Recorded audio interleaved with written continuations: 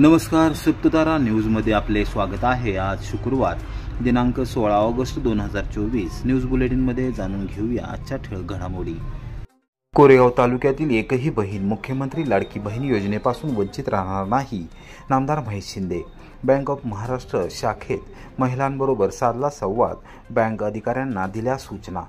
राज्यातील सर्वसामान्य महिलांना आर्थिक स्थैर्य मिळवून देण्यासाठी मुख्यमंत्री नामदार एकनाथ शिंदे, उपमुख्यमंत्री नामदार देवेंद्र फडणवीस व नामदार अजितदादा पवार यांच्या नेतृत्वाखाली महायुती सरकारने मुख्यमंत्री लाडकी बहीण योजना जाहीर केली आहे। या योजनेला अभूतपूर्व प्रतिसाद मिळत आहे। मात्र बँक खात्याबद्दलच्या तांत्रिक अडचणींमुळे महिलांना लाभ मिळण्यास वेळ लागत आहे, मात्र त्यावर मार्ग काढला जात आहे। कोरेगाव तालुक्यातील एकही बहीण मुख्यमंत्री लाडकी बहीण योजनेपासून वंचित राहणार नाही, अशी ग्वाही कृष्णा खोरे विकास महामंडळाचे उपाध्यक्ष नामदार महेश शिंदे यांनी दिली। नामदार महेश शिंदे यांनी शुक्रवारी दुपारी 2 वाजण्याच्या सुमारास बँक ऑफ महाराष्ट्राच्या शाखा कार्यालयाच्या बाहेर जमलेल्या माता भगिनींशी संवाद साधला। यावेळी जिल्हा नियोजन समितीचे सदस्य राहुल प्रकाश बर्गे, शिवसेना शहरप्रमुख महेश शामराव बर्गे यांच्यासह महायुतीचे पदाधिकारी उपस्थित होते। नामदार शिंदे यांनी महिलांच्या अडीअडचणी जाणून घेतल्या। नामदार शिंदे यांनी त्यांच्याशी चर्चा केली आणि स्वतः बँकेच्या शाखा कार्यालयात जाऊन पाहणी केली। शाखा अधिकाऱ्यांनी महिला मोठ्या संख्येने आल्याने आणि अर्ज भरून देणे यामध्ये समन्वयाचा अभाव असून त्यामुळे गोंधळ उडत असल्याचे सांगितले। कोरेगाव तालुक्यातील एकही महिला या योजनेपासून वंचित राहणार नाही, प्रत्येक महिलेला लाभ दिला जाणार आहे। विरोधक याबाबत राजकारणातून अपप्रचार करत असून त्यावर विश्वास न ठेवता सर्वच महिलांनी या योजनेत सहभागी व्हावे। कोरेगाव तालुक्यात 100% या योजनेचा लाभ दिला जाणार असल्याचे त्यांनी स्पष्ट केले। गेले 2 दिवस आपल्या मतदारसंघातल्या माता भगिनींच्या खात्यावरती पैसे यायला सुरुवात झालेली आहे। महिलांमध्ये अत्यंत आनंदाचं वातावरण आहे। सगळ्या महिला आदरणीय मुख्यमंत्री एकनाथ शिंदे साहेब, उपमुख्यमंत्री देवेंद्र फडणवीस साहेब आणि अजितदादा पवार साहेब यांच्या मार्गदर्शनाखालच्या राज्य सरकारनं जी मुख्यमंत्री लाडकी बहीण योजना या ठिकाणी राबवलेली आहे, त्याचा लाभ आज महिलांना मिळतोय। त्यांची भाऊबीज आज त्यांचे भाऊ या ठिकाणी देताना आपल्याला दिसत आहे। परंतु काही महिलांना KYC नसल्यामुळं किंवा काही नावामध्ये बदल असल्यामुळे याचा लाभ झाला नाही। अशा सगळ्या महिलांना मदत करायची भूमिका या ठिकाणी घेतलेली आहे। 100% सगळ्या महिलांना लाभ मिळेल अशा पद्धतीचं नियोजन आज कोरेगाव मतदारसंघामध्ये लागलेलं आहे। सगळ्या महिला या ठिकाणी फॉर्म भरत आहेत। कुणाला अडचण आली तर त्या ठिकाणी आमचे कार्यकर्ते मदत करतात त्यांना। आणि ज्या महिलांच्याकडे कागदपत्र उपलब्ध नाही आहेत अशा बऱ्याच महिला किंवा काही महिला आमच्या विरोधकांच्या अपप्रचाराला बळी पडलेल्या आहेत, त्यांना काही गोष्टी त्यांच्या मनात घातल्या गेल्या होत्या। अशा सुद्धा महिलांना आमचे कार्यकर्ते घराघरात जाऊन सांगतात की या योजनेचा आपण लाभ घ्यावा आणि कोरेगाव मतदारसंघामध्ये 100% लाभार्थी करण्याचा आमचा उद्देश आहे। सगळ्याच महिलांना या ठिकाणी लाभ मिळाला पाहिजे अशा पद्धतीचं नियोजन आम्ही केलेलं आहे। चांगल्या पद्धतीनं नियोजन चालू आहे, प्रशासकीय यंत्रणा चालू आहे। मी जिल्हाधिकाऱ्यांना निर्देश दिले, आमच्या जिल्हाधिकाऱ्यांच्या बाबतीत आमच्या तहसीलदार आणि महसूलच्या प्रांतांना त्या ठिकाणी निर्देश दिले की आपण सुद्धा ज्या महिलांची कागदपत्र कमी आहेत ती कागदपत्र येत्या 2-3 दिवसामध्ये त्यांना झटपट देण्याचं काम आपण केलं पाहिजे।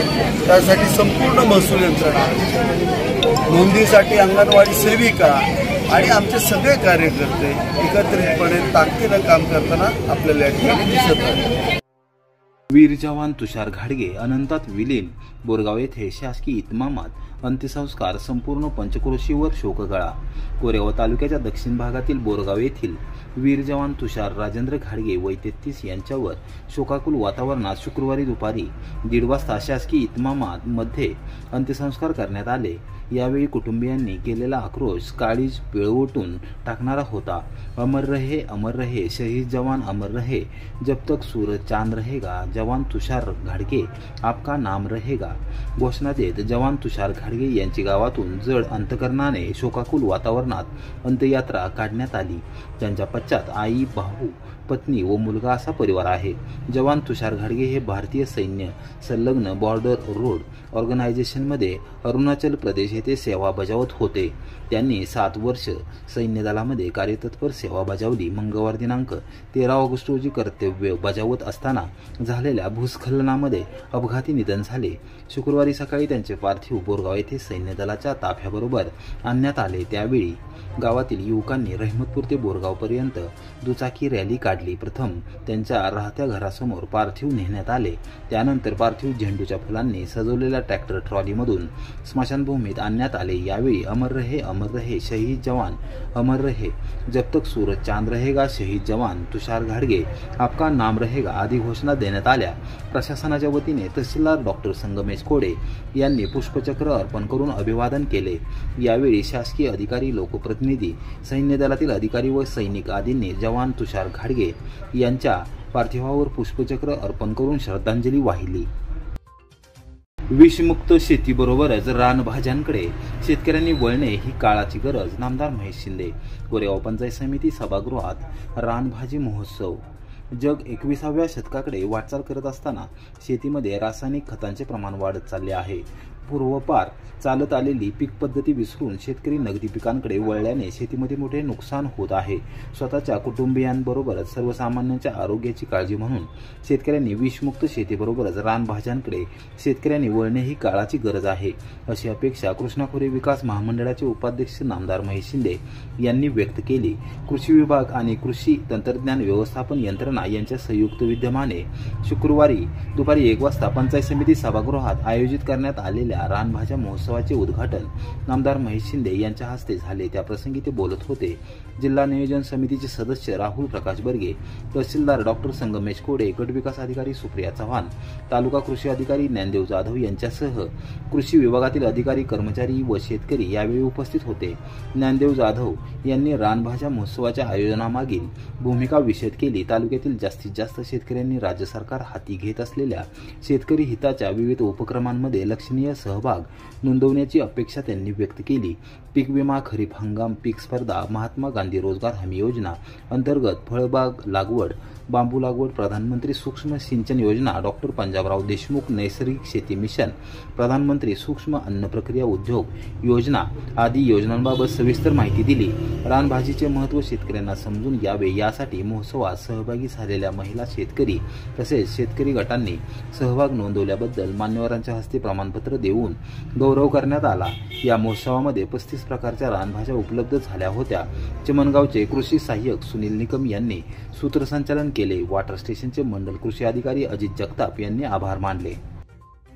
इंडियन मेडिकल असोसिएशनची देशव्यापी आंदोलनाची हाक.